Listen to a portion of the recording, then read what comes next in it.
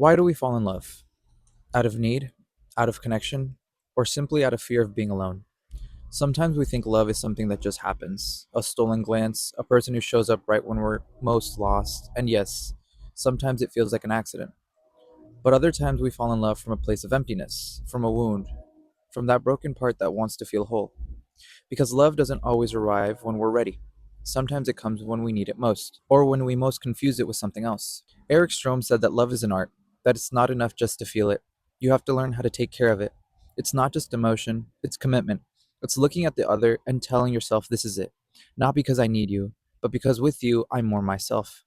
But in this world that's so fast, I turn around where everything changes, gets tossed aside, gets replaced. We're afraid to love because loving for real means taking a risk. Sometimes we fall in love with what we feel next to them because in the end, we don't always love the one we choose.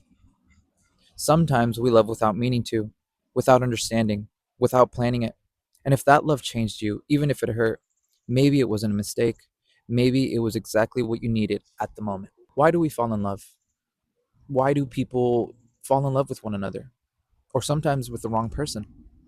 That comment was left in one of my videos, and it was something that started to make me ask the question, why do we fall in love? I think some people do it because they're afraid of being alone.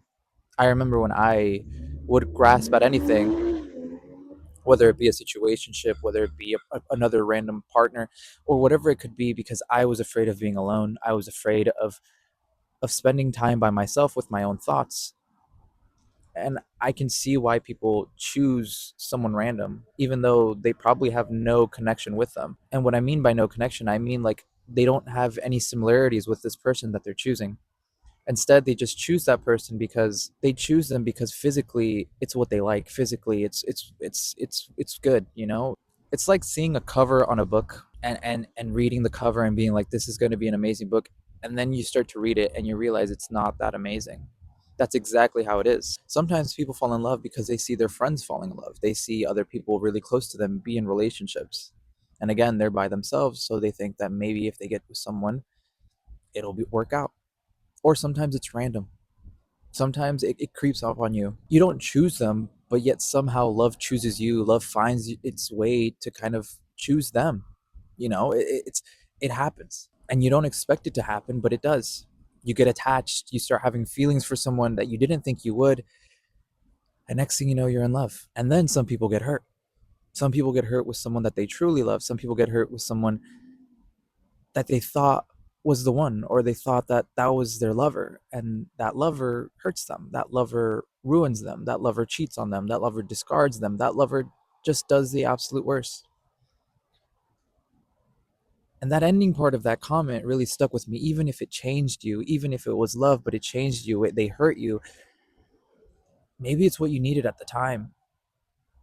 And it sucks, I know. And as time has passed, I remember when I first got broken up with or discarded or chose, I was left for someone else. That entire year I was just kind of like scared that I'd never meet someone else, but also sad because I lost someone so important to me. And I'd keep asking myself, why'd this happen to me? I thought what I had was love. At the end of the day, it was still love. At the end of the day, even though I got hurt, it was still love that I got.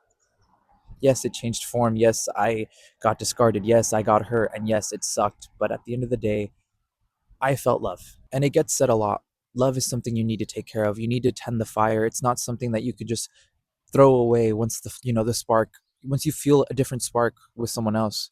If you feel a spark with someone else, even though you're in love with one person, even though you have a fire burning with someone else, you need to tend that fire. Because if there's a spark, if the flame is very small, if the flame is burning out and it's just like a little flame, you still have an obligation to tend to it, not just leave it, not just burn it out, stomp on it and put out the fire. No, because what you've built with someone for so long, whether that be 6 months, a year, 2 years, 10 years, 20 years, the size of the fire will always change. Sometimes it'll be really big, sometimes it will be very small. But at the end of the day, if you can tend the fire, if you can take care of that fire, it will still keep on burning. And even if you feel a spark with someone else, you still have an obligation to tend the fire that you still have. Now, let's say in the scenario that the fire went out with this person that you once loved. You had a fire with them and now it's went out. You not only owe it to yourself, but you owe it to them to let them know, I'm done. but let them know in a place that comes from the heart. Say it genuinely. Don't just try to ease it, or don't just try to like dodge it, or just say, hey, I'm going to break up with you abruptly, because again, that's going to end terribly. You don't just stomp on it. You don't try to hose it down with water. You just let it be. It went out on its own, and that's fine. And if you apply that to the real world, you need to let that person know, hey, like genuinely let them know, I'm done. I'm sorry, but I'm done. Not just abruptly pull the band-aid off and say, yeah, I'm done with you, and give them no reason as to why. Love is a fire that keeps burning. It's getting excited when they message you. It's being excited to know that they are around you. But it's also knowing that sometimes those feelings will change. The fire will become smaller, and if it does, you need to take the efforts that you can to make it whole again, to make it better. Not just put it out, not just let it go out.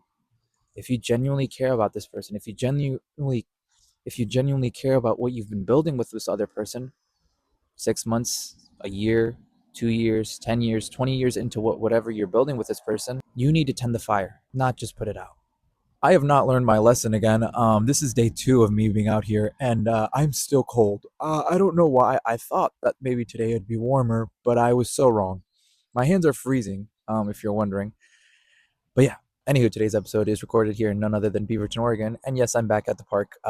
This is my second day out here, and I actually kind of like it. I mean, it's getting a little comfortable for me to record, although I do get a little bit weird when there's someone walking by, and then I'm like, oh, they're watching me.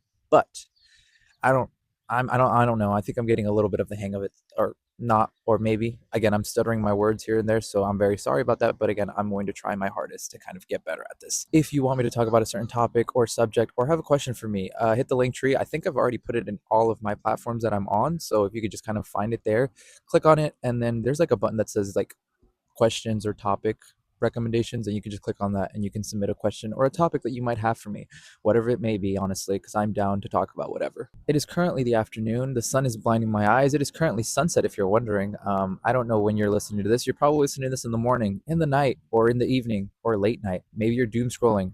Maybe you're in the car. Maybe you're at the gym. It all happens. I don't know when. I don't know. Many people listen to me whenever. But if you're wondering how my day's been going, it's been going pretty well. I got myself a coffee. I got myself a black raw coffee. I usually get the caramel blondie with whipped cream. That's just been my go-to. I don't know. I just really like that. But I think that's pretty much it here from me. I guess I'll see you guys on the next one. Oh my gosh, the sun is blinding my eyes. Oh my gosh, I can't. Oh my gosh, I'm so bright. This is like the golden hour here. Anywho, deuces.